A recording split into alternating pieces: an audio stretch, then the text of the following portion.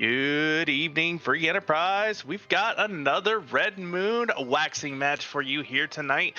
We've got Pyre versus DekarSMASH going here in the semifinals of best of three. DekarSMASH is up 1-0. I am Bad Karma, joined in the booth by Sheep Launcher. We've got Cubs Rule doing the restream, Zaldi doing the tracking. How you doing tonight, Sheep? Oh, I'm so excited. This is an incredible matchup between DekarSMASH and Pyre.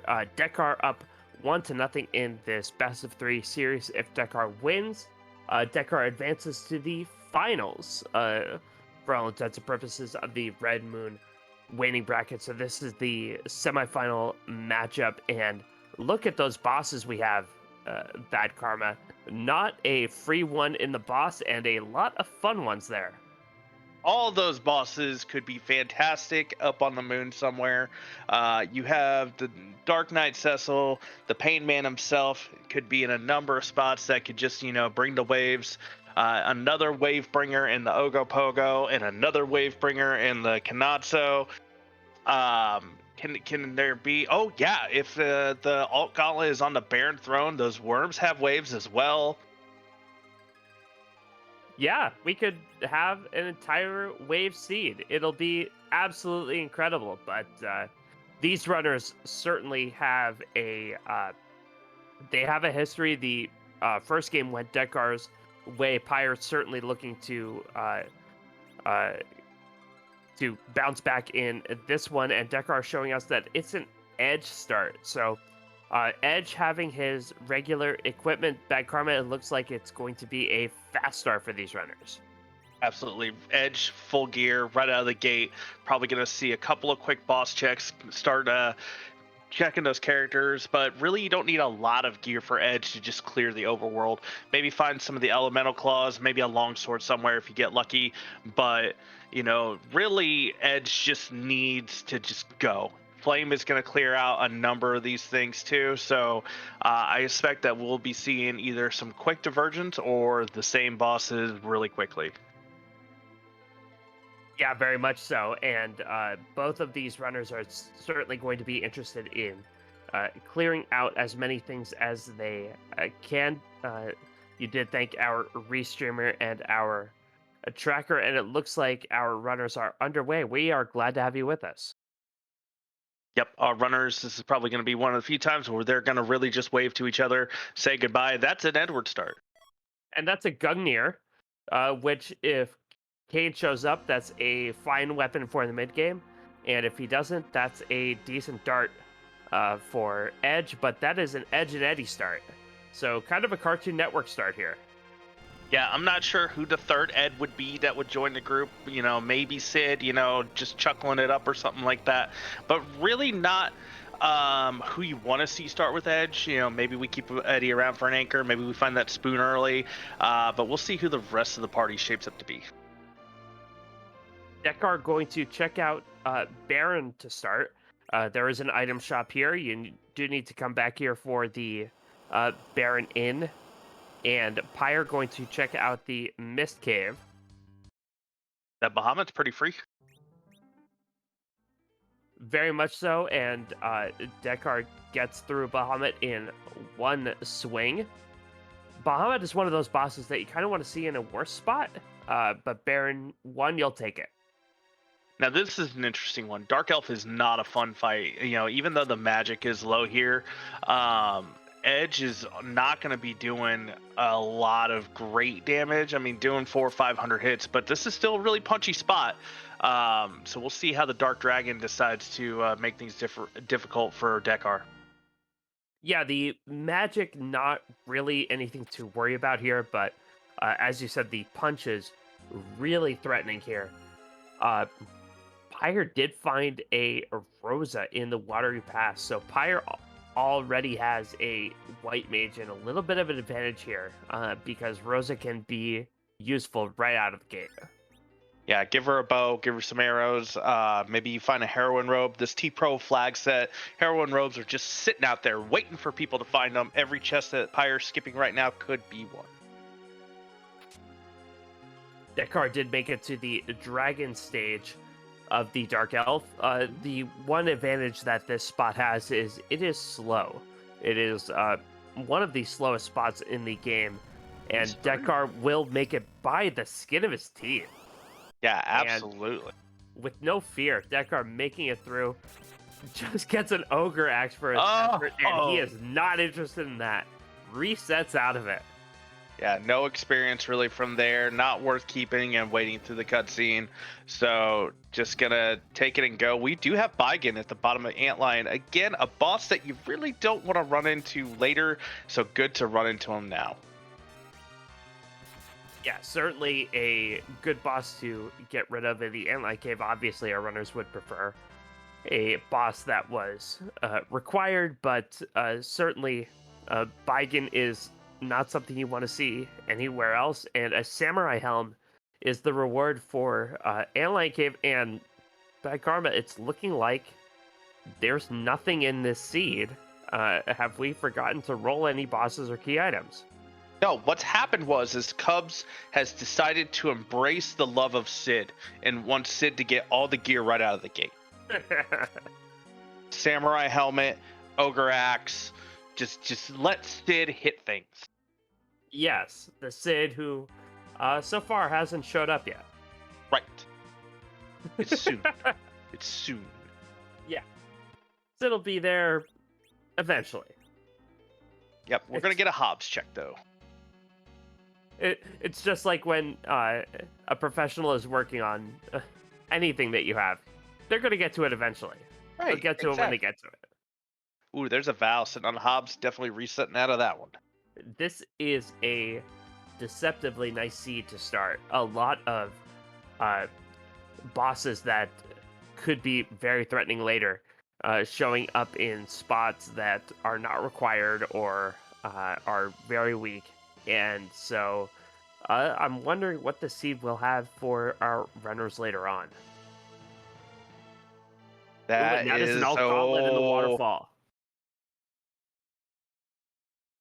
And Dekar's going to take it on. Alt Gauntlet is required. It's a required boss. This spot is fast, but Dekar with a base level edge, basically, should be able to take on everything that comes here. Yeah, absolutely. Even just swinging away, as we see, it's probably faster to do that against these alligators. There's only 2 of them. But meanwhile, we've got the Octomammoth over on Pyre side. Both of our runners found that Thunderclaw. So going to be easily get through that at the Fabul defense. Yeah, Octomam not going to be threatening at all. Going to continue to see. And those water bugs, I always felt bad for those water bugs. I have a hard time believing that they actually got drafted into this war. I don't feel bad for them because they're the only thing in that stupid watery pass that is not weak to lightning, and in the vanilla run and just playing it vanilla, that was not fun. Tele can one-shot everything else except for those water bugs. Oh look, it's the Mad Ogres after you cast Smell on them. We did find our hook, though, in the Fabul defense. So those of you out there who are just like me, who do Fabul as your last check in the overworld before doing it, you may want to do it sooner. Dekar making the principled check, finding a kamikaze, and I believe that was a white shirt in the back of the waterfall, which is always nice to see. I did say that Rosa armor is just laying around waiting for anybody to find it. I just had the wrong armor. And it's not laying around. I mean, it was right there. It's tough to get to the back of the waterfall, but as long as you make those few extra steps, very much worth it.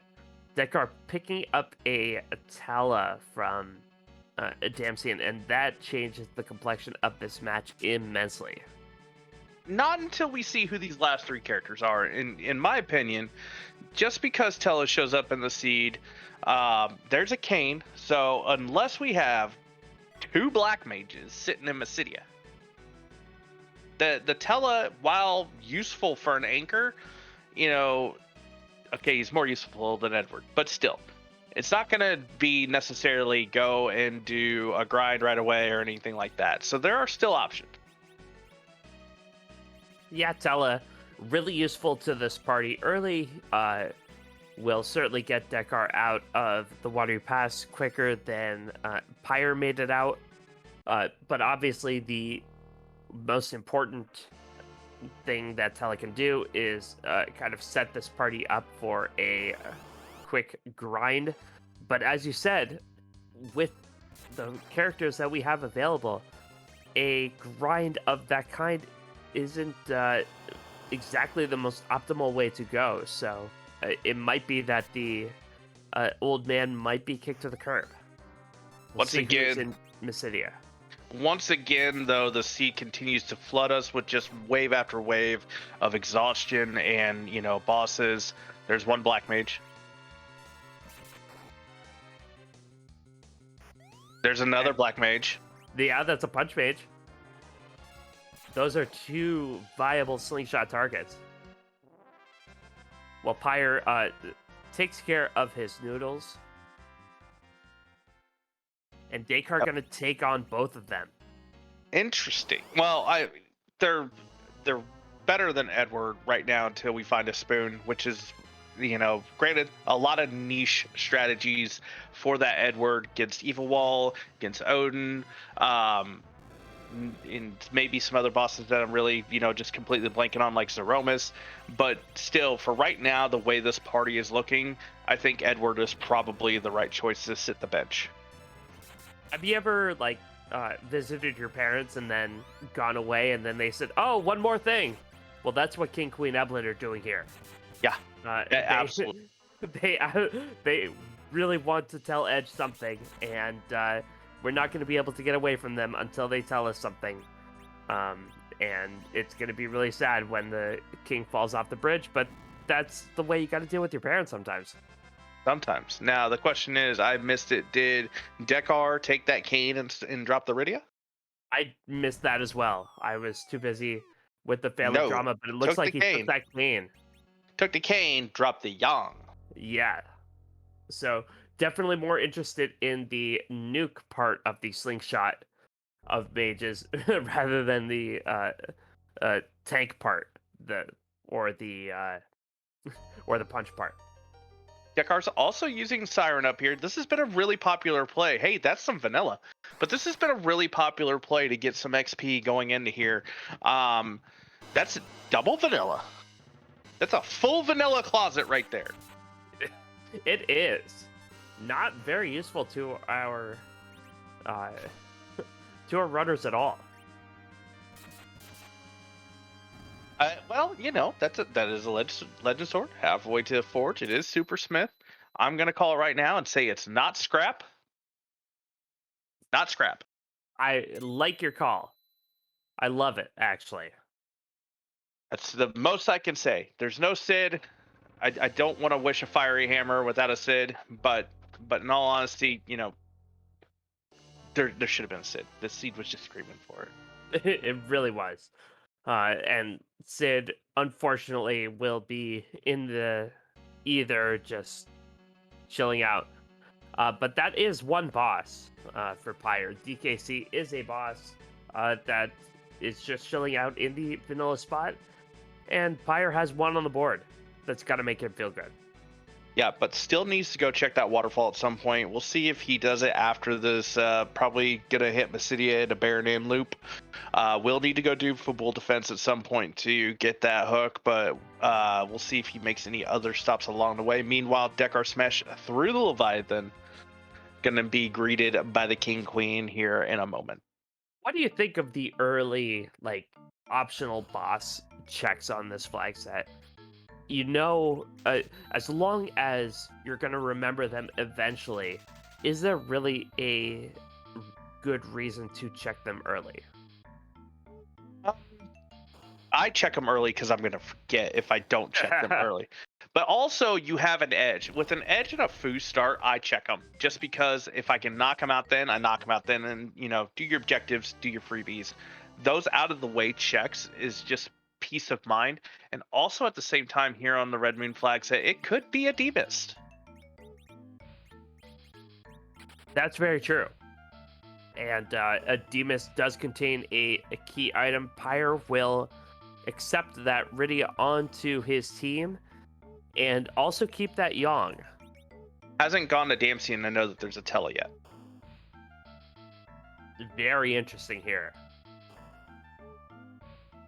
Meanwhile, Dekar is waiting for the speech and the turn, so it's just going to let this play out. Pyre decided to damage down the king, so is did get through this fight a little bit quicker than Dekar, but really our runners are pretty neck and neck right now.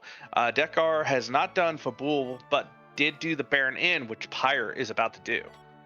Yeah, and the only objective from Baron in, no boss required, no character gained. The only objective is an Ogre Axe, and we'll see if Pyre will sit through the cutscene and the full heal for that Ogre Axe. So Pyre's next stop is absolutely going to be Damsian and check out the hook route, see who's on there, maybe do a little spelunking in the cave or in the castle.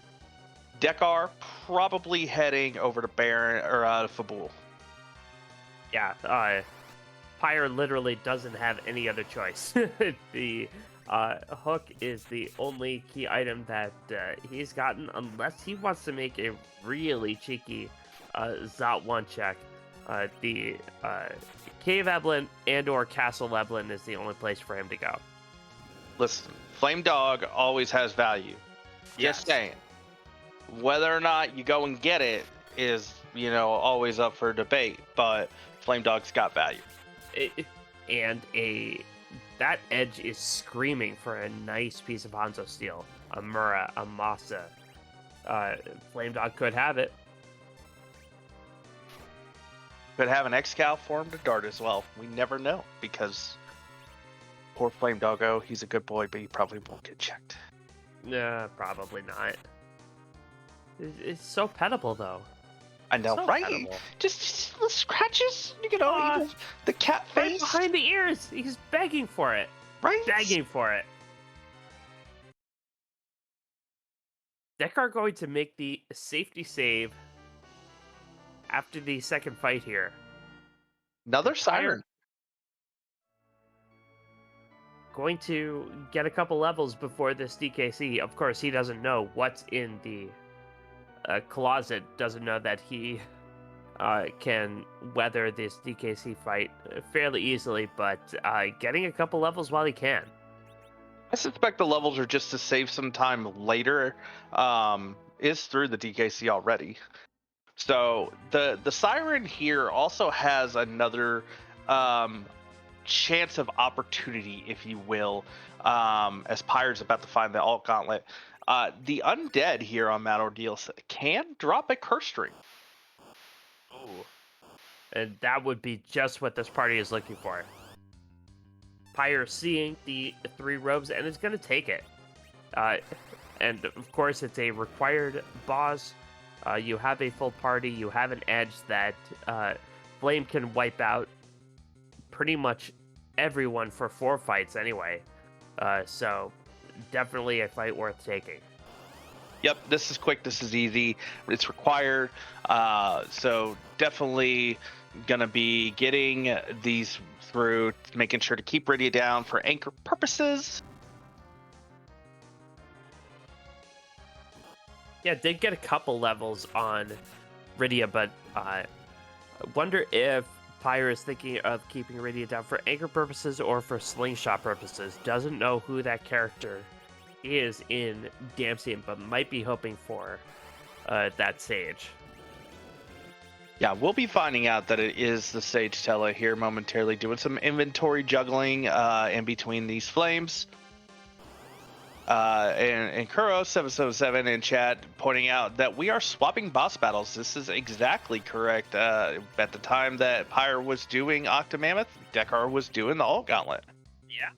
So both runners taking the same track, just a little bit different. Dekar, I think, hoping that he could only make one trip to Fabul, was disappointed in that. Although the tourism board will not be disappointed in Dekar making multiple visits, but does get his hook and we'll be heading to Cave Eblin momentarily. Now, the interesting thing is there's a few bosses in the hook route that Odin summon actually could be beneficial. Pyre has the levels on Rydia to do one cast of Odin. Yeah, Odin will insta-kill any boss or any enemy that doesn't have the boss bit. There are quite a few bosses we have to face that don't necessarily have the boss bit. That Odin could be a nice thing to keep in your back pocket. The most interesting interaction I love with Odin is on the Calbrena dolls, because the back dolls do not have the boss bit, the front dolls do, and you can roll Odin and it checks against the back dolls and not the front dolls. And then you only have the front dolls left. If you don't kill them quickly enough, then they turn into the big doll, and then you have other problems. Oh, I think it kills them too. Like the check determines. I think it's a weird thing. It's a thing. And so both runners now have their hook and are going to be going into Cave Eblin. This is interesting. Both runners feeling really confident with their party, not going to Eblin Castle thinking, listen, I've got a Gungnir Edge or a Gungnir Cane. I could have a Gungnir Edge if I wanted to. And a normal Edge, rocket 2 short swords. So Pyre checking weapon shop. And want to see who these bosses are. And neither runner checking the item shop. 2 tier 5 items guaranteed to be here. Oh. And Pyre actually going to go back and finds a Leviathan. And now that Rydia is really a functional member of this team. Yeah, I like Leviathan on this hook route. That was a Lunar Sparkle. We've only seen D-Lunars, and won't lie, the only fun option for that Lunar Sparkle to be for our runners is Plague. Yeah. Pale Dam is going to be slow. Wyvern and Ogopogo are going to be nasty. Yeah, it can't be Wyvern, as Beowulf pointed out, so it's gonna be one of those 3: Plague, Pale Dim, or Ogopogo. There, see, now we do have a Gungnir Edge. Yeah, now both runners have access to that, and also a Blizzard Spear, just in case there's a Ruby in the front spot. Yeah, that is the thing. So what Dekar did was really interesting. Dekar went, checked the boss, then reverse looted. So he's going to decide, all right, let's check the shop, see if there's anything, if I'm going to need to go out to Eblin Castle or not, before taking on this Lunar Sparkle. Gets the stone on the Staleman. Yeah, Dekar going to go back to the item shop, find the Leviathan and the Hourglasses. Going to see if those work, but Pyre getting a really nice stone cast on those Stalemen. Man, that's okay. So there's three bosses. We know it's not D-Lunar. We know it's not Wyvern. Pyre's diving. Pyre says, I'm going for it. Yeah. Pyre basically came into Eblin Cave saying, I am only making one trip here. I am going to go down, and no matter who is at that spot, I'm going to take it on after I loot on the way and take on the Staleman and or Mad Ogre chests, and Dekar kind of doing the reverse, and we'll see which one kind of pays off here. It really is going to be like, who is that Sparkle? If it's Ogopogo, I'd be a little scared, me personally. Pyre and DekarSMASH are excellent runners. There's a reason they're this deep into the Red Moon, and I got knocked out week 2. But I would still be scared personally if it's Ogopogo. If it's Pale Dim, blink with Rosa, blink with Tella, you're good to go. It's just going to be slow. Dekar did teach Leviathan to that Rydia, so I did not see that Pyre did that. Dekar is going to be counting on that Rydia to contribute to this team and to inflict some serious damage on these bosses. Yeah, again, though, if that's Ogopogo, then Leviathan is going to be a little bit of a hindrance because Ogo will counter with that Blaze. Pale Dam will counter with that Quake, but that's easily mitigated with Float. So we'll see which boss decides to grace us with our presence, and we're about to find out on Pyre's side who the first boss is. Yeah, basically any Sparkle will kind of counter a summon with something real nasty.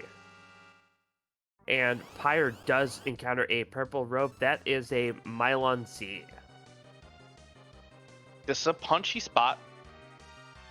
I don't foresee any issues unless we just get some really bad board face AI like that. That is a big hit against Edge, but Edge survives it. Can't survive another one though. Yeah, Kane can do extra damage with that Gungnir. It does extra damage against floating because that little dark circle underneath Mylon's feet means that he's floating. Yeah, I mean, if you want to say it that way. That's exactly how I'm gonna say it. I can totally see the strings. I'm surprised you can't. I cannot see the strings. I see the shadow. I can see the strings on the CPU. That's how I know Quake still works, because it shakes the strings so much. Well, Pyre gonna try and fight his way through this. And Mylon Z, real punchy, but Rosa in the back row is weathering the blows okay, and gonna try and two-person party his way through this. He has a wizard hat on, I think, and that's the hat that protects against undead. I believe so. The wizard hat was one of the treasure chests that was freely available, maybe in the Waterfall Pass. Yeah, and that's a big pickup. That's gonna allow Rosa to kind of get through this, but she does not have blink, so she does not really have a way to protect that edge. Was that another Leviathan summon? I believe it was. That it was. So that is money. So there you go. The troll from the restreamer saying, listen, you just bought a Leviathan summon. I'm going to give you one after some mild discomfort. Sure. And it's the seed saying, hey, Rydia really wants to be involved here. Get Rydia involved. Pyre did not go back to safety save. It is Plague. And so with a Kane, with a full heal, with an edge, should not be too big of an issue, although Plague fights have a tendency, if you're not careful, they can go sideways really quickly. Yeah, absolutely. We're going to get the Berserk on Edge. We're going to get the Berserk on Kane. Rydia is going to get knocked down probably at some point with that 79 health. And like you said, this is more of just a time thing. Edge and Kane are not really rocking the big damage numbers yet, so it's just time. Leviathan, though, for Dekar will help speed this up. Certainly, and you're seeing how much Mylon Z does not appreciate a flood of water against him. I don't think it's really a weakness of character, that part of him. Everything else is a weakness of character. Yeah, this is honestly, the seed has been making waves this entire time. Cubs clearly wanted to make a splash with this seed. He sure did. And Dekar going to go back to safety save before he gets any wetter. Plague will also not appreciate the waves.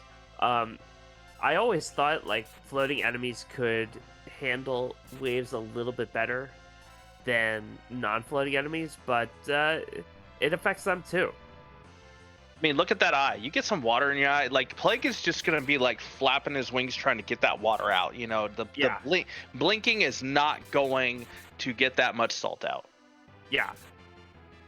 And once Plague gets hit by a wave, it just... You would think it would delay his count a little bit. Like, 10, 9, Absolutely. 8. This is headcanon now. Like, clearly, this is exactly what has happened. Yes. While we've got the dueling plague fights going, I do want to do a shout out to our restreamer Cubs Rule, who rolled this fine ocean of a seed. And we've got Zalda, who's been tracking it. I got my co-commentator Sheep Launcher trying to keep up with me in terms of how wet this, my commentary is going to be. So hang on, we do have a race for y'all because this is going to be real close for these runners getting underground. It really is. Pyre getting that crumble. Also want to thank my co-commentator Bad Karma, who really is all wet. That joke would have killed in the 40s when that phrase actually existed. Luckily, I'm not from the 40s, so I didn't get the reference. Pyre is through underground in sub 30 minutes. You're just seeing some really good racing, except just couldn't avoid the pitfall. Couldn't do it. It was right there. It's there. Oh. Hey, keyless tower. See, that doesn't count. It's a required boss at the top of the tower. That doesn't count as keyless tower. It certainly counts as keyless tower. You don't have a key, you're heading up the tower. That's keyless tower. But what if Pyre checks his freebies first and finds the key? He could. He certainly could. But I'm just saying, if you want to ditch this kind of low-rent airship with a drill you have, you could just go right up the tower. That's also not a boss I think I want to take right now, personally. No, Kainatsu at the top of the tower has a ton of HP. So, top of tower doesn't have a strong physical attack, doesn't have a strong magical attack. It just has a ton of HP, and that's Kainatsu's bread and butter. Like, his wave attack is entirely based on his HP, which means that taking on that Kainatsu right now would be facing waves that would be 4 digits of damage that this party just can't handle. Really, he's just going to continue to soak it up and make sure that, his wave is going to do the most amount of damage, and you're just going to have to time those Thor rages correctly, or thunder, lightning attacks, and hopefully get him knocked down. We'll see if Dekar decides to go up there, but nope, heading right to Dwarf Castle. Pyre picking up a tiara for either that Rydia or that Rosa. Who would you put that on, Bad Karma? I think for Pyre, it's going to go on the Rosa. For Dekar, probably on the Rydia, since once that extra that stat thing that makes Leviathan go. Rrr. And Pyre also picking up a ninja sword, which he equips right on that edge. And sirens for sale in Dwarf Castle. Dwarf Castle having all of the goods and silk webs too.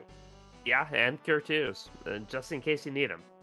So I always need them. Dwarf Castle, kind of your one-stop shop. That is a water hag. Yep, 9,000 HP, not a problem here. 3 hits, water hag down. Not a required boss today, but our runners are going to be happy to see it, just in case there is a spicy wyvern sitting behind here. It is nice to see water hag dancing, because I don't feel like the water hag character gets developed enough. It's just it's a foil, right? It's the Edward kind of hero moment, but I'm sure the water hag has some kind of motivation. I mean, really, I could see the motivation. Water hag is just so angry about being outshined by Anna and his moment of triumph, and this ghost of a woman shows up every time that he wants to make things difficult for our runners. Yeah, and Anna shows up, and not only does Anna show up, Anna delivers a rousing speech that motivates our party to do something. So water hag just slips away. 3 hits, like, listen, I don't have to deal with this. I'm gonna go to law school. Really? Law school? I mean, I would advise against it, but You know, that's Oh, what I think Water Hag would do. That's a sparkle. oh. Iridia screw up. That's a pale dim. Yep. The palest of dims, and this party will not have any issue. This spot has low magic power, has low HP, and Edge by himself could take this on and make this pale dim pretty good sushi. Not even gonna get too much music of the people here either. Nope, only a couple of slows. And Dekar going to make completely sure that this pale dim is cooked by giving pale dim a water bath. Yeah, and Edge, I just noticed on Pyre's side, Pyre had enough money to get 2 ninja swords for his Edge. Nice. Now the thing I've always wondered is, why does pale dim have a red glove? Should be a pale glove. Well, because he has to share his colors with 4 other bosses. Yeah. Maybe he wears the glove to like cover up his paleness. Maybe he's ashamed of his paleness. Adds a little color, you know. It's like, listen, I don't want to be as pale today. Zeus Gauntlet, though, you don't hate it. No. Will be very nice for one of those physical fighters. Not a key item, but overall a very productive Dwarf Castle for both of our runners. Pyre immediately heading to the Fey March, like I said earlier, going to be checking, wants to get those free checks out of the way, just in case that tower key is there before making the trek up there to take on the Kanatsu. Yep, both of our runners still looking for 5 bosses out of the 6 that are required, so there's a fairly good chance one of them could be in the Fey March. There's also a free key item down here. Pyre also going to loot on the way down. And going to avoid the 5 warriors chest. Skull Kitty in chat pointed out a really interesting thing that I'm very disappointed in both of us missing, is the fact that we picked up that red glove with that Zeus Collar. That's true. And that's a Baron key. That's a big find. Baron key has proven to be very valuable in the Red Moon, with 3 boss checks there. I don't remember who the first one was. I hope somebody in chat does. Hope so as well. I don't believe it was a required boss, but there are still 2 bosses behind that, even if the first boss is not required. Our trackers all day saying Dark Imps, I think. Yes. Meanwhile, DekarSMASH, 30 Sirens, and a Dream incoming. Has the ability to one-shot these eggs fairly quickly, it looked like, with Kane or Edge. So is definitely going to be doing some scrambling. Well, doing some swooning anyway. There is a an assassin dagger on that Edge, so Dekar obviously likes his eggs swooned. You know, that is one thing where, you know, adding a little bit of water to is probably not the best ideas when you're making scrambled eggs. So the bosses in the Fey March, there's Vanilla Ashura there, and also a Ruby Sprite. It could be Rubicante by himself, which is required. It could be Elements, and it is Rubicante by himself. The Fey March required. Pyre says, not right now. No. It's gonna be really tough, but that information is valuable all by itself. So we have not seen a Mute Dagger, Mage Smasher, anywhere. We have seen a Rune Axe, though. They are for sale in the Evelyn shop. I doubt we're going to go back there. Pyre is going to head up to the top of the tower, though. DekarSMASH is going to be in a really interesting position, though, after doing all these eggs and seeing that required ruby down at the bottom of the Fey March. Yeah, Dekar going to have some really interesting choices to make. Also knows what Pyre knows, that there is a required Kainatsu at the top of the tower. After these levels are gained, it will not be a problem for DekarSMASH, so you would think top of tower would be on his list of things to do before he leaves the underground. Absolutely. And Kane still has a Blizzard Spear for Dekar. I did not check to see if Pyre still has one, but Blizzard Spear is useful on both that Ruby and that Kanatsu fight. And Pyre going to take on that tower fight rather than muck around in the above ground for some potential things. He's going to take the sure thing before he leaves the underground. I like this play a lot. Still a little underleveled, but should be able to take on this Kanatsu. Yeah, the interesting thing will be how Pyre sets this fight up. Is Pyre going to set up to counter the waves and take advantage of the ice weakness, or is Pyre going to let the waves go and try and take advantage of the lightning weakness? With Kane going to the back row, it makes me think the thunder weakness with the Thunderclaw. Yeah, the Thunderclaw will really do some work on this fight. But as we said, this boss does have a lot of HP, and that's all really this boss spot has going for it. So we'll see if Pyre has prepared enough for the dancing turtle. Just going to be dancing around. I mean, while it's a blue turtle, it makes me want to say it's Leonardo, but because it's dancing turtle, that's definitely some Michelangelo vibes. The Leonangelo? Yeah, sure. All right. As long as we're in agreement. Yeah. And the big shot right away going against Tella.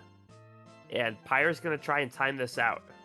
Has a bunch of Thor Rages, so both of our runners started with 10 Thor Rages for just such an occasion.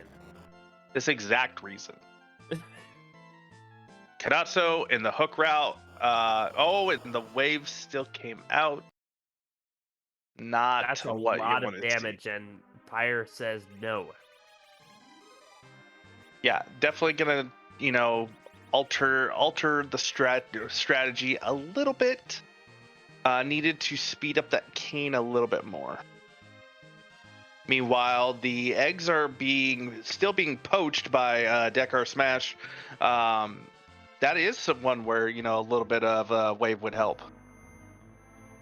I think Dekar is doing quite well with just that edge in the first position, with the Assassin Dagger just swooning these eggs. I wonder why they chose swoon. I know it's like knocking them out, but I mean, like when you swoon, that's not like, what I would think, is happening. Yeah, I mean, at that time, Nintendo didn't like references to death all that much, so you couldn't put like dead or something like that. But swoon is just like a way to kind of indicate that you're passed out for the moment, in a kind of a character limited way. That would be my guess. I just like the idea of an egg, just actually swooning at edge, Yeah. just be like, Yeah, here, like have my XP. Yeah, the egg is reacting to Edge the way that Edge wished Rydia looked at him.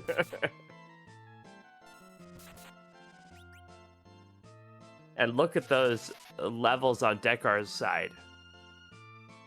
Yeah, Dekar is going to be set up really well for just flying through this seed. Especially any boss that shows up at Dekar's feet is just gonna fall down and swoon. Pyre still working on this turtle. Kanatsu casting fast on himself. And Pyre not going to try to kill all the waves this time, but going to weather the waves, and it should be through this. Will be a little bit slow though. Yeah, and it looks like Pyre may be past the point where the waves are doing just such detrimental damage. Yep, as Kanatsu is hiding in the shell. Ah, Kanatsu shy. Got one Still more do a wave. little wave.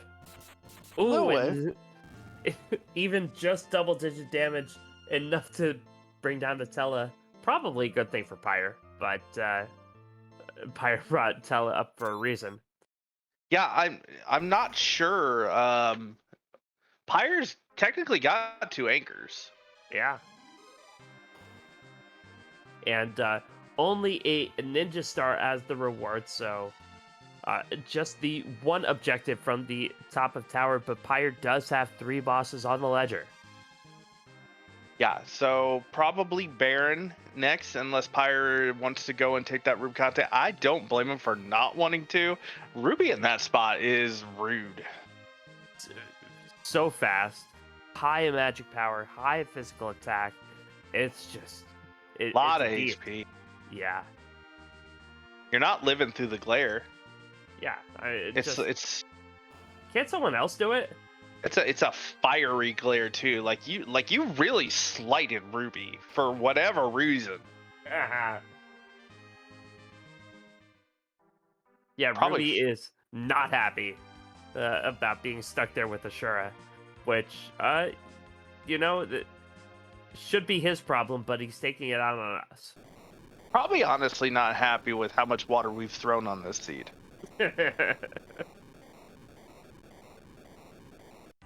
Is that Flood? Let me show you how.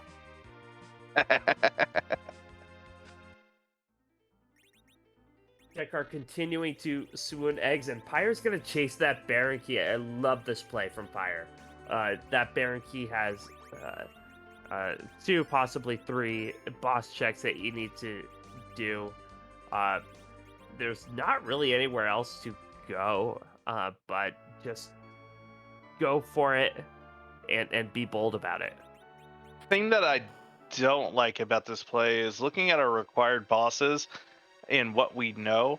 I would not want any of those 4 bosses down at Odin Throne if I was Pyre. I mean, Pyre doesn't really have a choice about that. Pyre, Oh, on the Odin Throne, I said, in the basement. yeah. Yeah, if Pyre wants to get the twofer here, that is going to be, as we said a minute ago, an advantage for Dekar, because any boss that shows up for Dekar right now has Nuke on Rydia, is going to just be obliterated.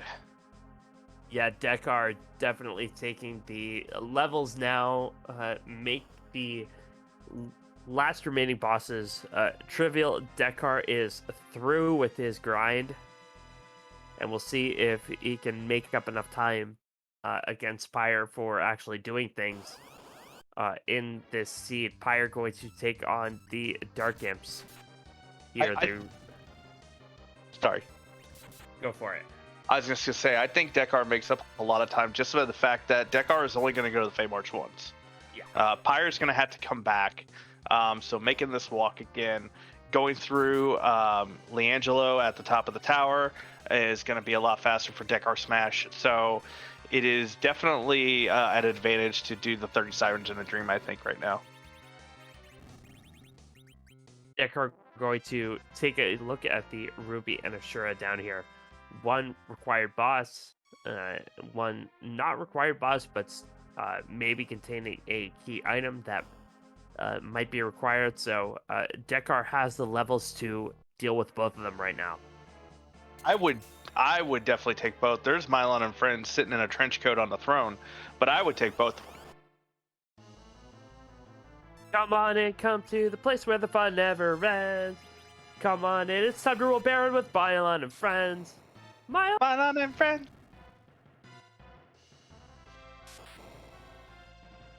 So are the friends like Mylon's small council? Is that how that works? In this particular case, yeah, I think that's exactly in the current state of Baron with its economy. I think he probably needs to fire that small council. And they are weak to fire. They will go away as soon as you fire them. That was the point. Yeah.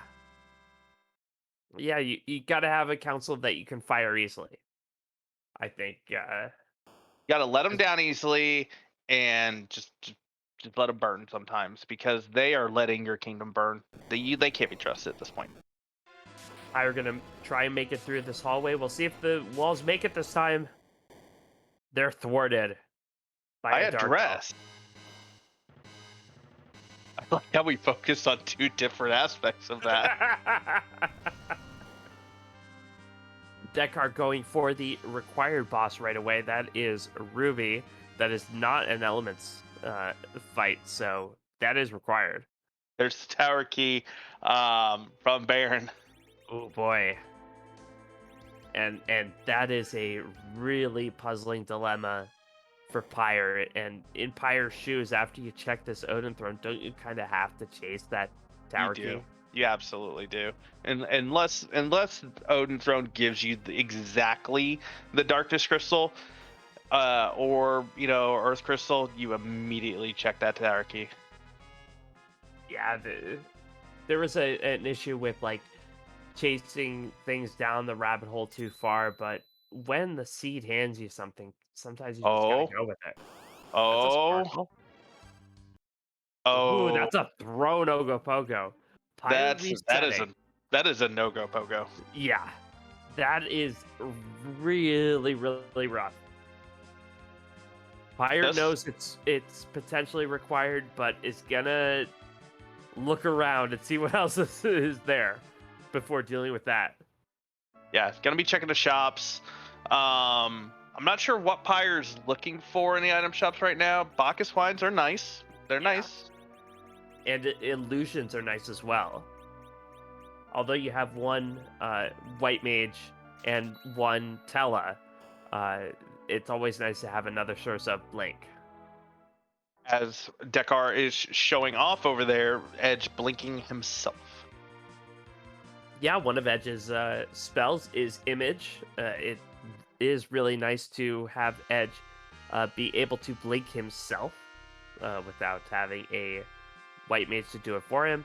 But Blink does not protect against glare, and that glare went right on Edge.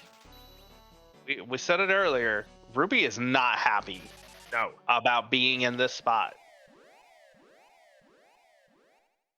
No, Ruby is locked into this mortgage, and he is not happy about it. He's going to take it out on us. But Dekar does take him down and does get that pigtail.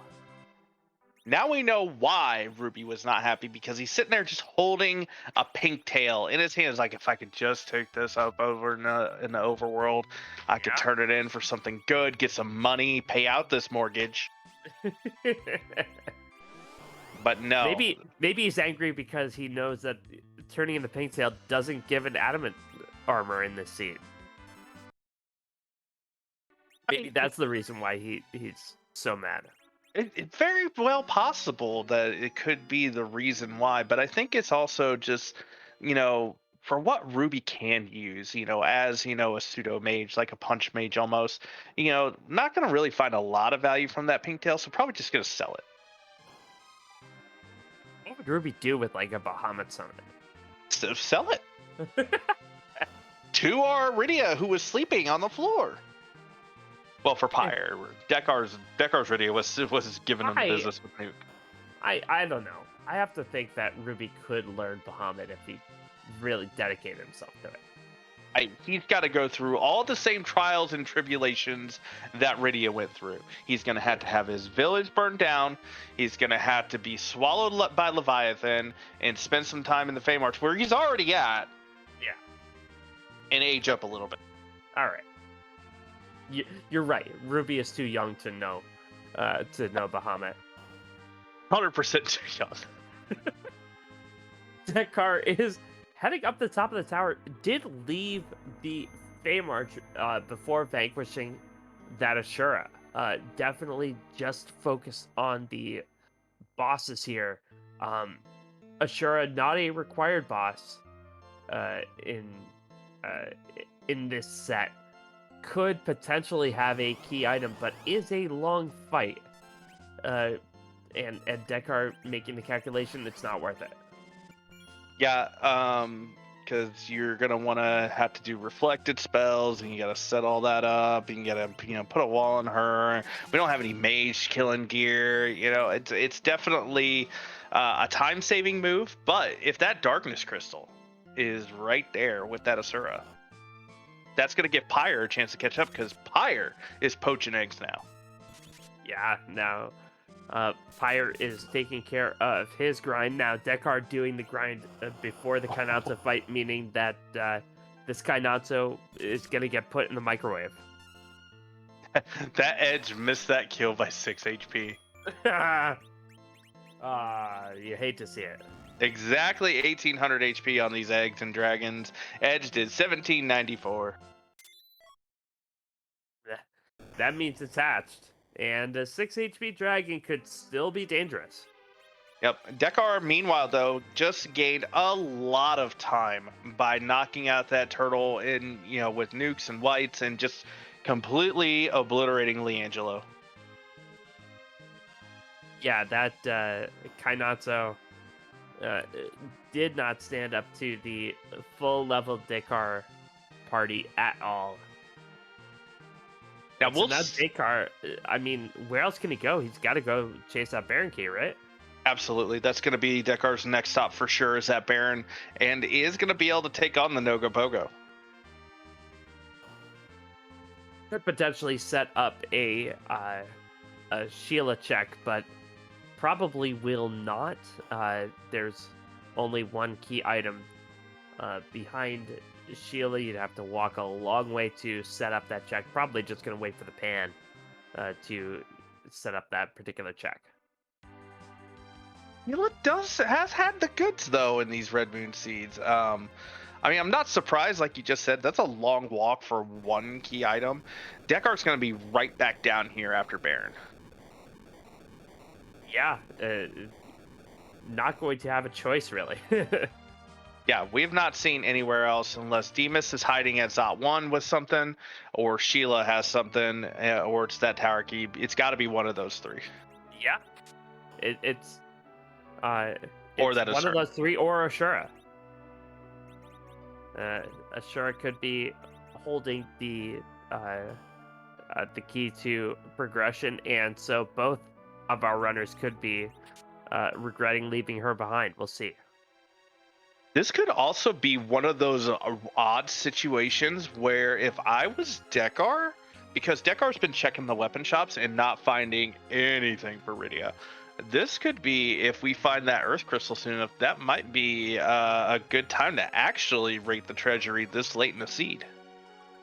That would be a late treasury raid, but yeah, both of these parties could benefit from some better gear. Kane could use a white spear. I believe both runners, the only thing they have for Kane is that Gungnir spear. That Rydia could use an extra summon. Rosa could really use a heroin robe. Yeah, a lot of good things still could be in that treasury. It is a T-Pro treasury, so let's not get our expectations up real high. But if I was Dekar in going through that treasury, I would be just perfectly happy with the Charm Rod.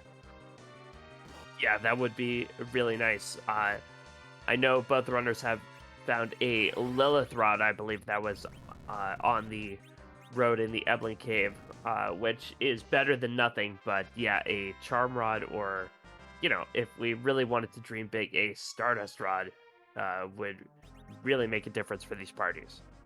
Now, this is interesting. Pyre is going to go back for the Nope Rope. Didn't do a full grind.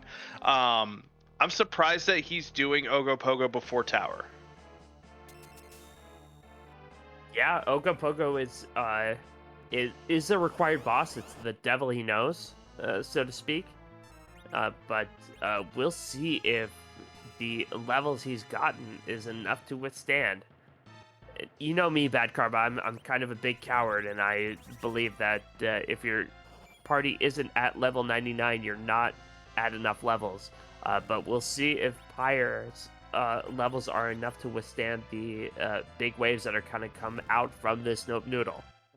I don't think that makes you a coward wanting level 99 to feel safe. I mean, you're going to feel really safe at level 99. I think we can all agree. I think we can all agree with that. And here come the Big wave from Ogopogo that takes off 50% of your max HP. And Tello said, "You know what? I'm good. I'm out. I'm good." Old people just don't like sushi. I don't know what it is. They're afraid to try it. So they're out.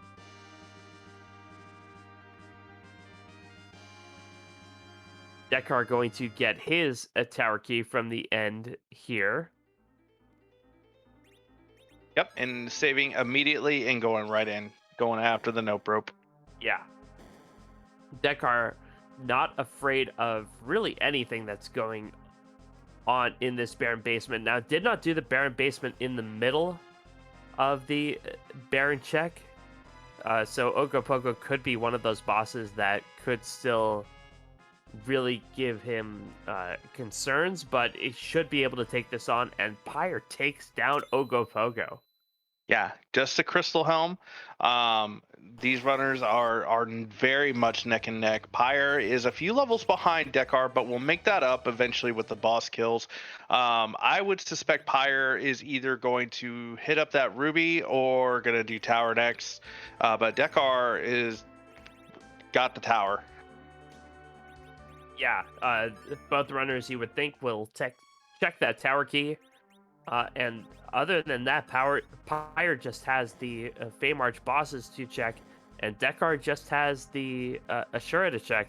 Now, we've been saying potentially cheeky things. Demus does hold an item. We haven't seen Demus, and Demus is available at a spot that neither runner has checked, and that's the first spot in Zot 1. Oh man, if D-Mist is holding the Darkness Crystal at Zot 1, even if I'm the first runner to find it, I'm feeling good, and because it's like that's a last location for everybody. For sure.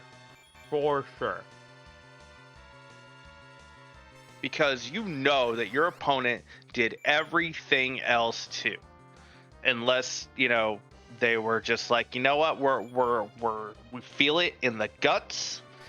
We're gonna just speed up there and check it.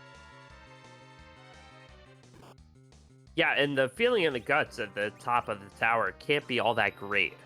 I mean, I imagine the tower is swaying a little bit. I think both of our runners would feel seasick just going up there. I mean, if you found that, you would just feel like you just went right over the crest of a wave at that point. Yeah. For sure. And Dekar going to take on that Blaze, still in good shape. This Ogopogo should go down and wave goodbye. Be like a stiff wave. He's very noodly, so I gotta feel like that it would be, like a very shaky wave. You know what I mean? Well, fingers flapping. As of right now, he's just driftwood. Okay. Going along wherever the wave is going to take him. Just wherever the current goes. Hey, I get you. I see you.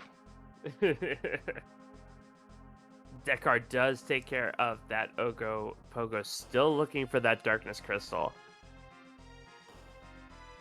While we have Dekar running out, again, we do want to shout out our Restream. If you haven't done so, please give the Restream team a follow. And if you also haven't done so, give these runners a follow. This race is most excellent. And they are putting on a fantastic show with two different strategies where Dekar did 30 Sirens in a Dream. Pyre did some Sirens and some bosses to get where he's at. And we're really close here. Yeah, this is such a close race. And to remind you of the stakes of this, Dekar is up 1-0 in this best of 3 match. If Dekar wins, he advances basically to the finals of the Red Moon Waning bracket. And if Pyre wins, we have Game 3 taking place tomorrow. So such a big race, and both of these runners have put on a clinic. There's the D-Mist. behind the tower key. So, Oh, man. the dream of Demas being in Zot 1 is over, but this tower key having such value. Oh, man. So that was Baron key into tower key in the D-Mist. Unless Asura's got the darkness crystal, this chain is going to continue. Yeah. And Dekar is going to head on out of there. This will get rid of the Falcon, which is nice. You don't have to juggle airships anymore, but Pyre does get that pink tail, and both runners again even on bosses, and going to take right on that in. Asura. Yeah, Says, I've got this. not worried at all. Gonna put some blinks up. Gonna take advantage of that edge image spell. Going to potentially use some illusions or use that blink spell from Rosa or Tella, and going to take down this Asura, and this could be a really big pivot point. Absolutely. Depending on what Dekar's about to find here with this tower key turning in that D-Mist versus what's behind this Asura, I don't think Pyre's going to have any issue with this fight. Asura lets you set up, get your blinks up, get the wall up, and get your berserks going before you can, take her down. Dekar gets a crystal helm, or I beg your pardon, a crystal gauntlet from that tower check. Not what he was looking for, but does still have this D-Mist check. Here we go. What do we got from Rydia's mom? Just an ice brand. Yeah, it's wow. Good. It's good when you sprain your knee, to get an ice from your mom. But definitely not what Dekar was looking for. Asura has the darkness crystal or has the way to get there. Yeah, Asura is either starts the new chain, or and Pyre is gonna gain some time back. Or Sheila 1, as our tracker points out. Yeah, Sheila could have it. If Asura doesn't have it, then Sheila definitely does. Holding the fan that leads to the darkness. You didn't want to do it. And Dekar is going to check Sheila or before Asura. Yeah. Dekar setting up the Sheila check. Going to visit Young down here in the Sylph Cave, which is really nice for a friend to do. But it does take a little bit of time. Pyre does defeat that Asura. That's a rat tail. That's another link in the chain. That's the thing that you were waiting to turn in that pink tails. When you find that rat tail, you don't want to have to go there twice, especially for a weapon, a chance at a T8 item that you can't even use. That was really nice for both of the bosses, right? The Feymarch to have tails. And now I imagine it was all planned. Like, we thought that Ruby was just roped into it. Now we know that he was roped into it by tails. Yes. That was probably the theme of their wedding, is they had tails together. And this is going to be advantage Pyre, depending on what Sheila has, because if that rat tail gives the pan, that leads to the darkness crystal. Yeah, although Pyre is going to give a little bit of time back, going to check that tower key before he goes underground, going to be distracted by that D-Mist a little bit. So going to give a little bit of time back. It's not a bad play. No, not at all. Certainly you want to take care of everything you can before you leave the underground. Cheap. That was a package. Oh, that's a boss check, but Dekar needs 2 bosses, not just 1. I know, but I mean that's a check. That's a real spicy check, especially right now. Yeah. And you know that Dekar is not tempted by it at all. Yeah, but that's because Dekar knows his absolute progression is through that Asura. Yeah. Yeah, even if that package check pays off with a boss that is required, with an Odin, for example, Dekar knows that he's going to need the Darkness Crystal to get at least one more boss, and the only place for that Darkness Crystal to be is down here at the Feymarch. Yeah, and it's behind that rat tail. The thing is like that package check. If package has one of our required bosses and you check that before going to the moon at this point, you are showing us here in the booth and out in the chat that you are going for the gusto. You are really hoping it pays off, because that is a play that you make when you feel you're behind. So we'll see. We'll see how behind Dekar feels. And I don't think. I think both runners have a reason to feel behind. I don't feel like either of them is particularly behind at this point. Yeah, and Pyre did not set up Sheila 1, so going immediately to that rat tail to turn in both tails.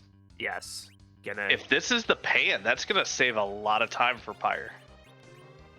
Gonna check out the Adamant Grotto. The rat tail is either going to have the Darkness Crystal or a way to get there. Could be the Earth Crystal. Could be the pan. Could be the Twin Harp. It's the Darkness Crystal. It really is. A one-stop shop. Nice for Pyre to see. And a Dragoon Lance. You know, Ruby definitely did not want a Dragoon Lance. No. Gonna show him how. Now the question is, though, Dragoon Lance in hand, does Pyre do some more gold dragons up on the moon? Do some eggs, you know?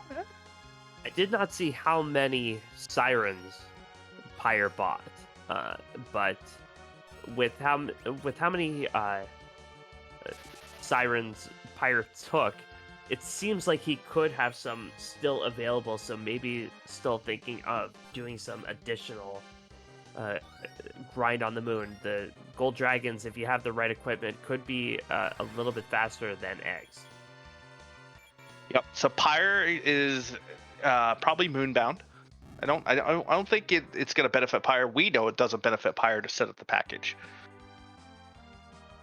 So this is going to come down to Dekar's levels versus the about a minute 20 lead that I think Pyre has right now.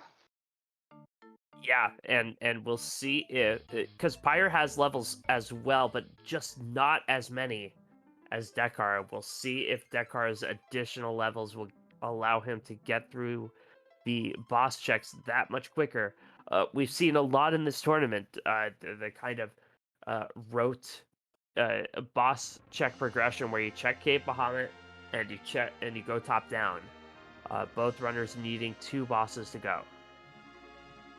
I think K value for sure. First check. And hope you don't see Odin or Antlion there. Oh boy. Those would be absolute monsters there. Dekar getting the Dragon Spear as well. Also going to turn in the Rat Tail. And get that Darkness Crystal. It is interesting how runners, when they have both the rat and the pink tail, how they choose to kind of do them first. Like, you think the people in the Adamant Grotto would be more excited by a rat tail or a pink tail? I don't think they have a preference, because, you know, in my head canon is that they're eating those tails. I mean, like, you gotta imagine that rat tail is like a feast to those, and look what Dekar's doing. Checking that package.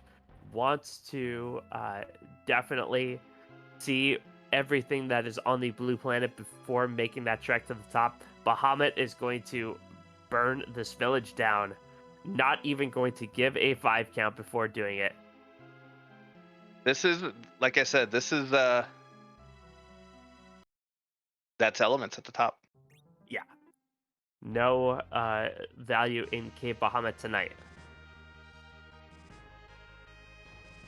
Yeah, this is really interesting for Dekar. If this pays off, he's 1 boss away, just needs to find it, whereas Pyre has to find 2 up here on the moon. One check down for Pyre already. We'll see if he goes and hits that Murasame altar first. The one big difference that this is really going to come down to, Sheep, is even if this check does not pay off for DekarSMASH, he's not out of this race Absolutely because not. Dekar is going to be going for reflex strats. That cuts his Z fight in half compared to Pyre, who is definitely going to be going for berserk strats unless he does a grind of some kind to slingshot that Rydia.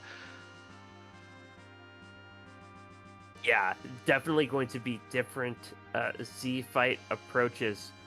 But yeah, you're right. Both runners are equal on bosses for now, but going to take different approaches to try to get them. And don't forget, there are still a lot of boss spots that are outstanding. And there is Golbez. Giggles himself has made an appearance. Yeah. Pyre has gone to the Chuckle Hut, and we have to sit through this entire routine. Can't even boo him off the stage. No. And Baron guards in the package spot for Dekar. Not required at all. Just like I said, time sink. A lot of time, lost. That minute and a half lead that Pyre had is now probably closer to 2.5 to 3 minutes. Dekar, though, can make that up very quickly. Yeah. Gonna wish it very quickly. And this is the time when you feel really behind. When you're first summoning the whale, you're like, come on, please. You're just trying to wave it in. Just like, come on. Quickly. Come on.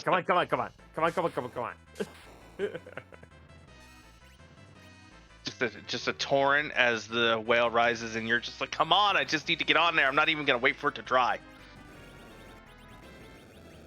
Pyre getting through this Golbez. Can Edge dart a full beer at the Golbez, I think is the question. I gotta feel like that's the only way that you'll be able to get this jokester off the stage. Ooh, Dekar going for the giant checks. And is this a play that you make if you feel behind, do you think?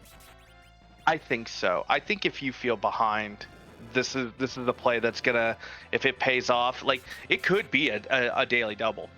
It could. And that would be Antline into Odin or Odin into Antline, and neither of those are fun. No. Not at those spots. Like, Pyre there's does get that Golbez. Oh, and that's a twin heart. I don't think you check it yet. I think your chance of success, you don't have a pass. Yeah. You are going to the bottom of this moon. Yeah, if you feel behind, that could be something that you check. That's a 1 in 34 chance. Maybe the lottery ticket pays off, but I think Pyre is feeling in control of his strategy at this point. Yeah, and we'll see. Dekar is about to show us, going to do a quick save and show us who is in the element spot. There are a number of fights here I would not want to see if I'm DekarSMASH, even with Nuke and White at my disposal. Yeah, we have seen a lot of the really tough bosses taken care of. Karate Man in this spot, gonna be challenging without a Paladin Cecil to kind of cheese this fight. The physical attack here, not trivial, but Nuke should take care of it. Yeah, a lot of HP though. Yeah. And the big thing about the karate fight is he does physical damage to the entire party all at once.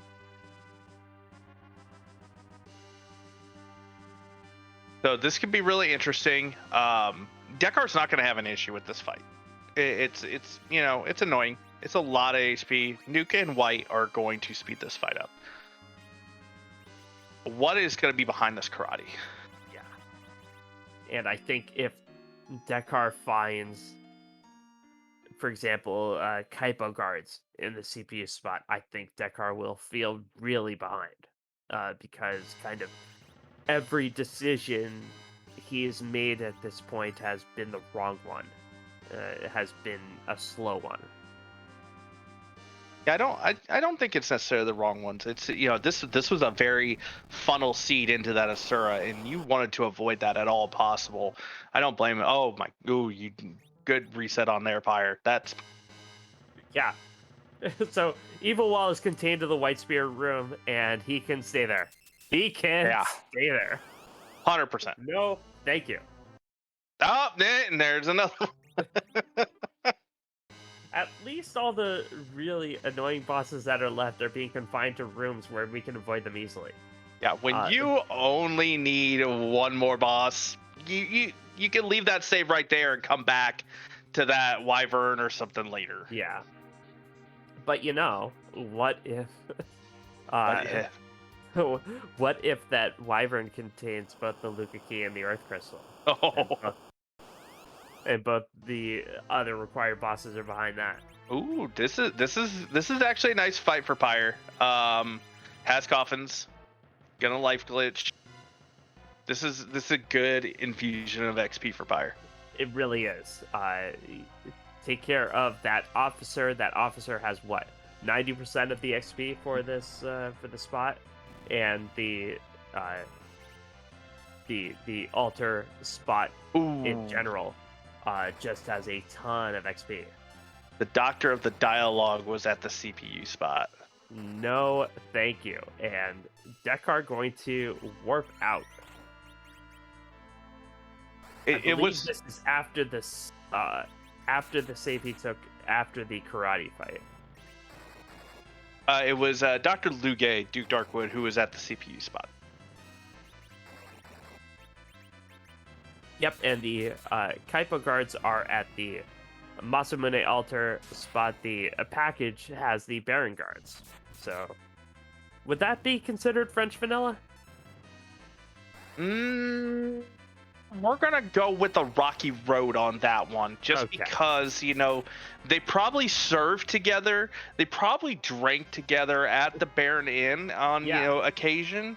Yeah, they probably came up through military academy together. Just a spoon, but for Pyre, the biggest thing was that infusion of XP. So gonna be heading to the Crystal Sword room now. And hope that Odin or Antlion is hanging out there. Yeah, if that's not the case, then Odin and Antlion are hanging out at Zot 2, or the second spot in the Tower of Zot, or at the bottom of the Sealed Cave, or the first spot in Zot. That's true. Our runners have not checked the first spot in Zot, which a lot of runners will not check until they have the Earth Crystal, but which is technically available, which is the best kind of available. Technically, you are correct, which is also the best kind of correct. Yes. Thank you. And here we go. Who is at the Crystal Sword? Pyre gonna check. I'd love to see Odin here. Ooh. Magus sister. So, Pyre just had, I think, a drop in the pit of his stomach. Like, okay, I need one more and key he's item. leaving. Where am I gonna find it? He's not necessarily looking one key item. He's looking for these bosses, so he's gonna go check the giant. Yeah, he doesn't know. Dekar's gonna take on Giggles here, and knows the giant, knows the package, and is gonna probably wipe out Evil Wall and Wyvern. Yeah, I don't know how many Star Veils Dekar has left, but even one Star Veil against that Wyvern will make that fight much, much easier. And Pyre going to be in for a big disappointment here. I think this puts Dekar back in the driver's seat personally, unless our we have a boss exactly at Twin Harp, and that's where Pyre goes next. Yeah, that is the one key item that Pyre has that Dekar does not. Pyre could either go back to the moon to check for further key items, but the Twin Harp is kind of that Chekhov's gun of this seed. It's outstanding, and we don't know what's behind it. Yeah, same with the White Spear altar in the Ribbon Room, not knowing what's behind those, because honestly, an Evil Wall at the White Spear, it's not the worst thing, it's just Evil Wall just cheats. He's just a cheater. Yeah. But the magic at that spot is not atrocious. Physical's real bad. Mike, yes, as Black Eyes just said in chat, the package has been checked. It is the Baron Guard. So while these runners are taking on these bosses that the other runners have seen before, do want to thank our restreamer Cubsroll21, our tracker Zald, and also thank you to my co-commentator Bad Karma for allowing Sheep Karma to ride once again in this Red Moon Waning semifinals. If Dekar wins, he advances to the finals next week. If Pyre wins, we have a Game 3 tomorrow night. The stakes could not be higher. This is fantastic, and we're glad to have you along with us. Yeah, and honestly, I want to thank you, chat, because when Sheep and I get into the booth together, it's an adventure for both of us and for y'all, and for you to stick out there through this, through thick and thin. I want to just, wave one last time to you, to say thanks. Yeah, and thank you, YouTube, for coming on to us as well. We know you have lots of other entertainment options, and we're glad you joined us. All right, DekarSMASH, where are you going to go? Is he going to chase that Twin Harp? It does not appear that way. Yeah, he's one boss away. He's gonna check all 4 of those bosses down there. The question is does he face check them, or does he stop to take any of them out? That is the question, but Dekar is a man on a mission, as is Pyre, and yeah, this is once Dekar makes these 4 checks, gonna be put back in the same situation as Pyre, and then gonna have a really big decision to make. Depending on what's behind that Evil Wall and Wyvern too, that is really going to factor into that calculus a little bit. And at this point, it is calculus, ladies and gentlemen, gentle persons out there. This is not any mere discrete math or algebra. This is some calculus at this point. Yeah, our runners have to calculate the area underneath the slope in order to get to that last boss, I'm assuming. Is that what calculus is? We've absolutely gone off on a tangent at this point. I think it's signed. Are you going to tell me that you're going to co-sign alone with me? Because that would be really great. I co-sign to everything you've ever done, Bad Karma. I really do. Excellent. As long as we have, a good partnership, we can't go wrong with that. Yep. Nothing will be any more obtuse than us. Nope. And I'm just glad we're in the right angle. I'm running out of math references. I'm not smart. I'm not a smart person. This is you're fine. Okay. You're okay. All right. I'm with you. All right. Got it. Dekar immediately checking out of the Evil Wall, though. No. Having an Evil Wall stare down at you when you're not required, that is not appetizing. And Pyre gonna go check that Twin Harp. Yep, that, like I said, unless it's behind that Evil Wall or Wyvern, this has got to be the check that helps out Pyre. Pyre going into Troy Castle, gonna make that .1 check first. That is spicy. That is interesting.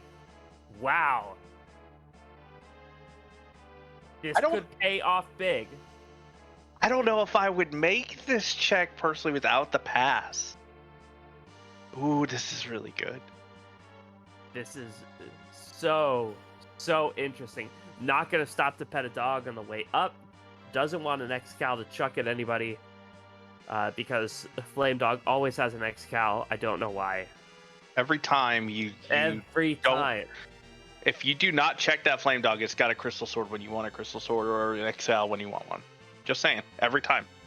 Every time you Expander don't check. likes this check, which is, I think, the least surprising thing that's been said all night. Rex Banner, excellent runner. There's a reason why it's gone as far as it is. I didn't even. Oh, it's CPU. Nope. Orbs up there. Not what Pyre was looking for. Nope, not at all. We are gonna get the harp check. Ooh. Sheep launcher. Why do we love the harp check so much? So, this is a randomizer, right? It seems pretty random to me. And Bad Karma and I go off on random tangents and just talk randomly. But, the harp song that plays when Eddie comes to your rescue in the vanilla game is very nice. But in the spirit of the randomizer, there are, 500 harp songs? Oh, it's quite a bit. Yeah, of various video game music in this check, and they are all lovingly rendered. A lot of them by Calm Lamity, a lot of them by Xenocat. They are all terrific. If somebody were to put them on a Spotify playlist, I would put it on loop. But Pyre is going to show us which song Eddie is going to play for us today. Dekar's right behind him too. Left the moon early. Did not want to deal with that evil wall or wyvern. Oh, Tella was not strong enough. No, couldn't do it. And now Pyre has to sit through the cutscene. Dekar is showing off one heads up play. Had an iron ring in his inventory and threw it on his Tella. Yeah, that iron ring is going to paralyze Tella. Will make all of his characters paralyzed. Will save this cutscene, but Pyre is going to give us some music. So play us a song, you spoony bard. Play that strummy music, bard boy.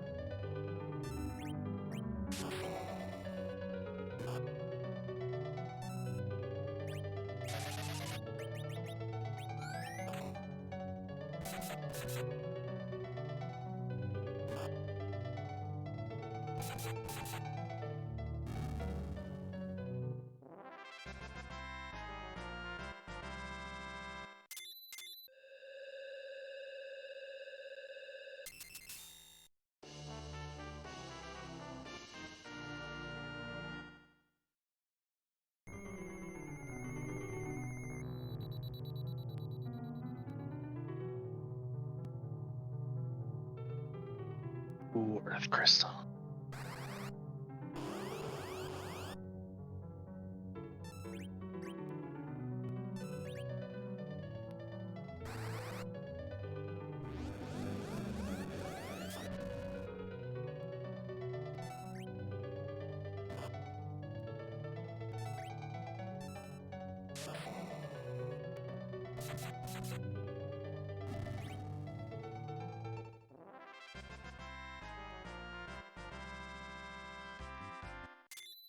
That was an earth crystal pickup, but both runners will have their actual crystal with them. No pass, so they'll have to make the long walk. This is huge. So Pyre's got about a 45-second lead right about now, roughly. Will he have to stop? Is he going to swag walk all the way down? Is he going to have to make any adjustments? That's all going to factor into this now because he needs every second of that lead just going based off of, the two different strats that are going to be used for this Zeromus fight.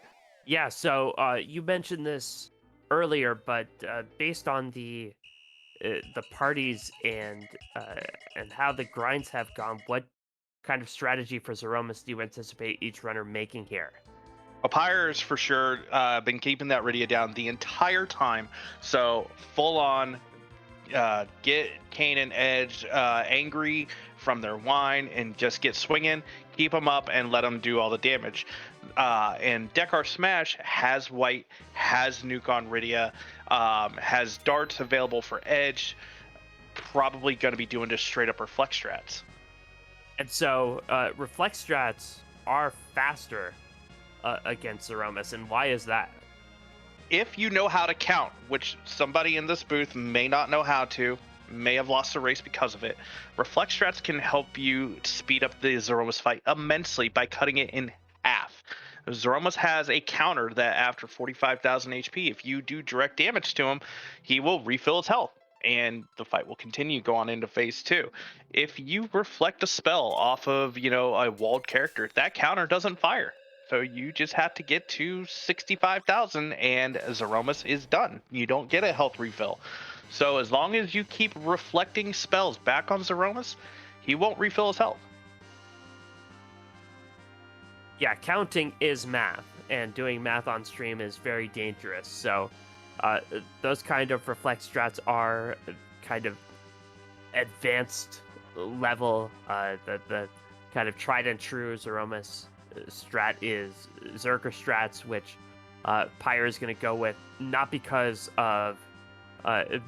he's not at the same level as DekarSMASH, just took the time early on to make his Rydia an anchor, so going to commit himself to this particular strat. But Dekar, although he's behind on the walk, still has a chance on this Zeromus fight. This is going to be so close. I was asked from chat. I 100% had that chance of screwing up the math, but we are, speaking of butts, about to be faced with a daunting task, Sheep Launcher, of revealing the true form of this angry, hairy thing before us. There's flags in chat. Oh, yeah. Well, I mean, I could smell them all the way through the screen. I mean, there's a reason we have to keep him down here, quarantined away from everybody else. Zeromus, can you imagine Zeromus in Mistcave? That would just be... Ooh. That would be ridiculous. So we have to keep Zeromus down here, but we do give him a makeover every single time because this is a randomizer, and we have to ask, whose butt are we going to kick tonight? Is it cute?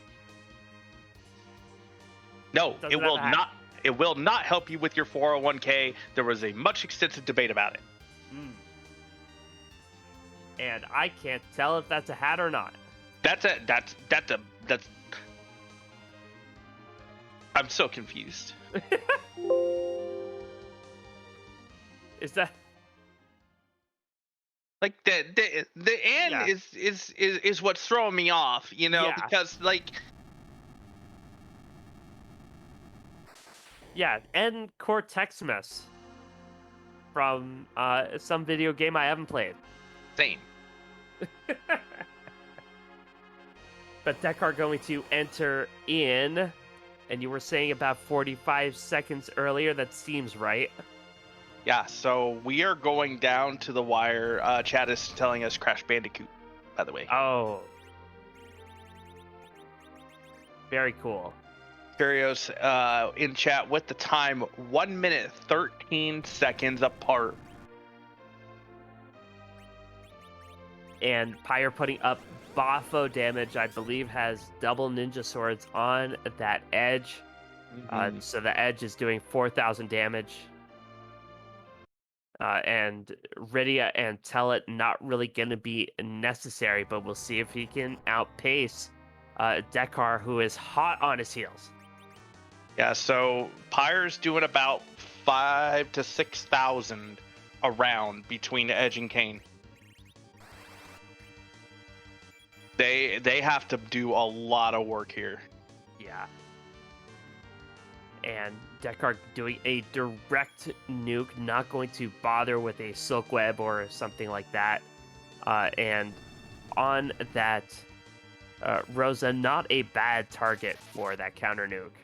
Rosa able to take it. Yeah, she is very well armored on Dekar's side.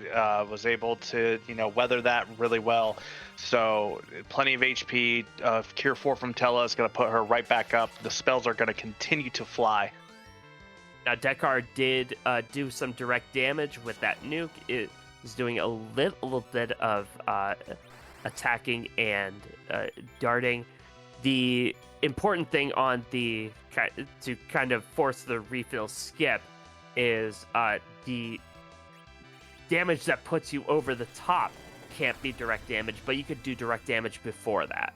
Absolutely. It's once you get past that 40 to 45,000 mark, you only want reflected damage. Ooh, that Big Bang comes out on Pyre side. All the characters stay up, but that was a high roll against Edge. Oh, yeah, absolutely. Oh, I hope Pyre's got something to get that Rosa up.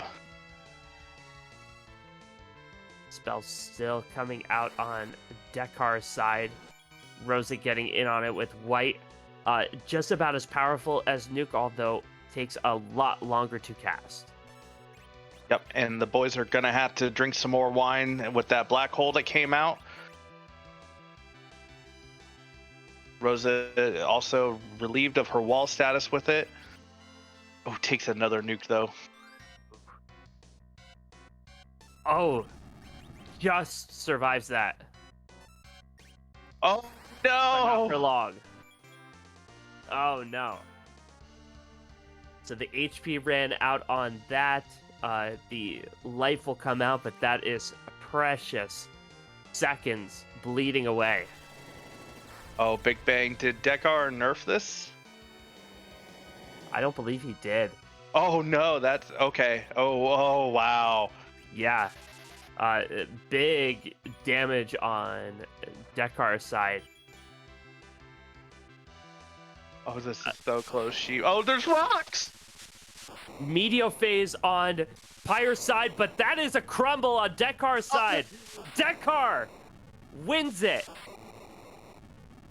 Takes game 2, and we'll move on to the finals of the Red Moon Waning bracket. DekarSMASH wins this race with a time of 1:39.29, and Pyre comes in right behind with a time of 1:39.41. It is 12 seconds apart. So close, but Dekar pulls it out.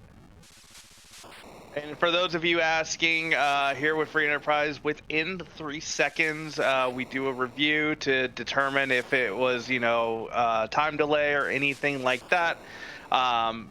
Unfortunately, 12 seconds is as close as you could get. We are joined by both DekarSMASH and Pyre. GG's to you both. GG. GG Pyre, GG everyone. Yep, GG Dekar. So what a race from both of you. Kind of the race really wanted you to go pretty linearly. What did you think when you made all your other checks and it turned out that Darkness Crystal was going to be behind that Ashura?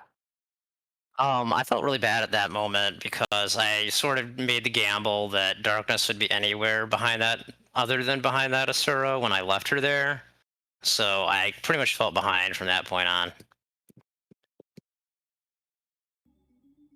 Yeah, I had to come back anyway, so I felt pretty bad too because I sold my Blizzard Spear by accident, so I had to go grind up a little bit before I could go back and take that ruby anyway. So just took her while I was down there, but didn't quite. I don't think I last location did anyway, because I didn't do Sheila 1. Yeah, you did not do Sheila 1, and you had the tower key in hand as well. There was so many different ways. You guys, same party, different strategies. DekarSMASH, as soon as you finished up at Dwarf, you did 30 Sirens in a Dream, got all the way to nuke levels. Pyre, you did, I think you got about to level 40-ish. Can you, Dekar, let's start with you. Talk about the decision to go with, keeping the Rydia and going with, just cracking all those eggs. So the decision to keep the Rydia was something I gambled on pretty early. There's an argument for keeping her down and hoping for a Darkness Crystal so you can slingshot her on a seed like this. But with no other source of real AoE, that made me kind of nervous, so I decided to keep her up early on. And then, the decision to kind of go to nuke was actually like just, I had the Assassin Dagger to make the grind pretty fast, and I found the Sirens before I found the Ninja Swords. If I had just done the shops in the other order, I would have probably played it completely differently.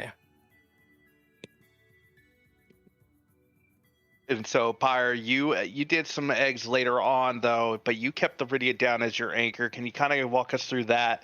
What is that your typical style? I know you and we've played a number of times, back in the Adamant Cup. We've had this discussion before. Oh yeah, I typically try to keep her down unless I have a good way to slingshot her. I would have brought her to nuke, but I actually bought the Ninja Swords before I bought the Sirens, so I didn't have that much money left. So I went that way. So it just happens to be where I checked first instead of the item shop. But typically, yeah, I like to keep her down unless I've got like a Leviathan or a Bahamut or something like that. Yeah, and that was one thing we noticed for you, Dekar. You bought the Leviathan and then got one from the Mad Ogres. Was that one of those, situations where you're like, really? I mean, kind of, yeah. It's the typical you buy one, you find one. But at the same time, I knew I was going to need more money, so I was like, well, at least I got an item that's worth a lot of money. Yeah, this was one of those weird kind of seeds where a lot of the most dangerous bosses were showed themselves early, but then there was a real lack of the required bosses you needed later. When you kept making those checks at the end, and Dekar, will begin with you. What were you thinking then? Before I answer that question, I just want to also add, did everybody see that telelife from Rosa on the Mad Ogres that led to her not getting Blink? I mean, it didn't really matter, but come on, Rosa. As for the question, yeah, I mean, I was thinking, after I'd zonked on the package and the giant, I was really hoping to only find one boss in LST, because I thought if there's two there, Pyre's almost got this for sure, but if there's just one and then you have to go somewhere else, then there's a good chance he would go back and double check those spots that I had bypassed or that I had zonked on. So I thought, I was really, really nervous up until I saw there was not a second boss in the LST. And then once that was the case, I was like, okay, this is just a really hard seed to find the last boss. And so it's kind of anyone's race at this point. And Pyre, what were you thinking when you were making all those checks late and you went first to the LST and then to the giant and just nothing was panning out for you?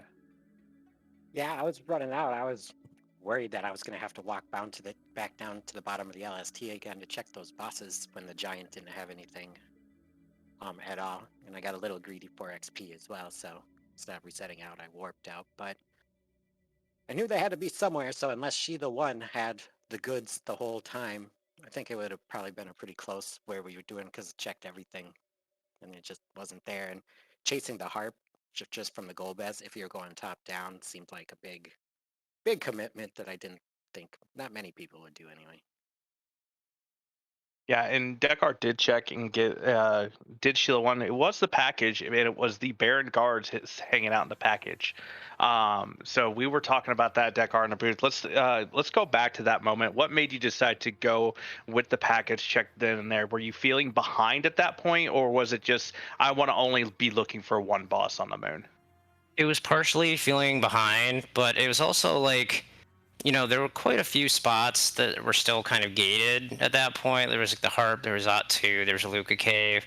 So I was thinking, well, just based on the numbers, there's a good chance that either the package or giant is required. And, if you hit the package, you can skip the giant and just go to the moon. But otherwise, I felt like I had to do giant first because you're just otherwise gambling on 2 bosses on the moon. Which I thought if that was the way the seed was, I was probably going to lose anyway. Well, an amazing run from both of you. Dekar, will begin with you. You're moving on to the finals of the Red Moon Waning bracket. How do you feel about the way you've been playing and about your potential matchup? I feel like I've been playing well, and as far as the matchup goes, it'd be really exciting either way. I mean, both of the opponents on the other side of the bracket are people who I've played before and had fun playing before, and I think it would be really exciting. If I had to choose one, I'd like to play Solaris again, since we had such a great series in the waxing bracket, and it's kind of like a chance for revenge. But either way, it'll be exciting. And Pyre, you've had a tremendous tournament, but unfortunately it ends here tonight. What are your thoughts about your play during this tournament, which was really, really impressive, and what you thought about the tournament overall? I played pretty good. Mistakes here and there, as one does, but overall, I think I played pretty decently. I did much better than I did last tournament, so I was pretty pleased with that. I made it pretty good. Got beat by Rybon and now Dekar, so it was fun overall, except for my 3-week hiatus, waiting for the opponents to catch up. But other than that, I had a lot of fun on this one. Yeah, you did a really excellent job in this event. Played really well. So definitely getting this deep into the Red Moon waning round. Nothing to be looking down on or anything. It was excellent play all around. Thank you. Yeah, I mean, I think Pyre's been one of the best players of Free Enterprise for a while, if you look at his ladder performances. So it's nice to see him show it in a tournament. And he really did show it. Pyre, really, really impressive. And just want to say once again, GG's to both of you on just an astoundingly well-run race. Any final thoughts from either of you about this race or about the tournament overall? None from me. No, nothing else from me. Thanks, guys. Thank you both for putting on an excellent race. 12-second difference in and you could tell throughout the entire time you guys were neck and neck, going all the way through this. So thank you for putting on such a spectacular race to watch. Thank you. It was a pleasure. Yep. And GG's once again to our winner tonight, DekarSMASH, who is moving on to the finals of the Red Moon waning bracket, and also to our runner-up, Pyre, who had such an impressive run in this tournament.